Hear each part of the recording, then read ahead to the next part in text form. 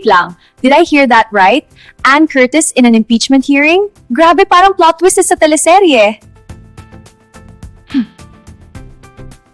Quick lang mga tropa, kung gusto nyo lagi updated sa mga chika, hit subscribe, like, and share. Para cool ka na, supportive ka pa. A message from Pinoy Showbiz Chika. So eto na, Bong Suntay defending Sara Duterte, biglang nag-compare ng desire niya kay Ann Curtis. Sir, ano to, courtroom o fanboy confession? Congress is supposed to be serious, di ba?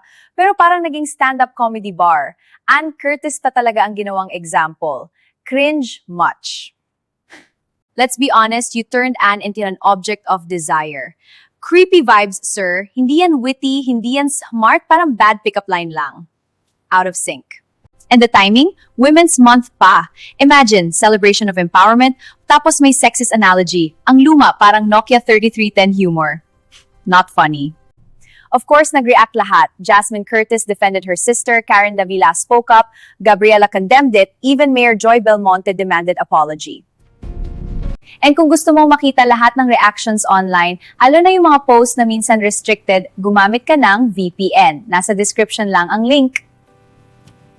Suntay says, no malice. Ay sir, classic lang yan. No malice daw, pero buong bansa nag-react. Kung walang malice, bakit it sounds offensive? He insists people just found it in bad taste. Sir, kung lahat offended, maybe it's not just bad taste. Maybe it's really offensive. Common sense lang. This isn't just about Ann Curtis. It's about how women are casually treated in public discourse. Kung kaya ng congressman mag-objectify on record, imagine off-record. Public officials should be role models. Pero ang naririnig natin, sexist analogies broadcast nationwide, nakakahiya, parang meme material na lang ang Kongreso.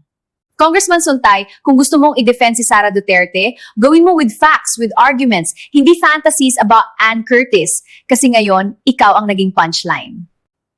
Next time, leave women out of your political drama. Kasi sa huli, hindi si Ann Curtis ang napahiya, ika lang ang nagmukhang cheap.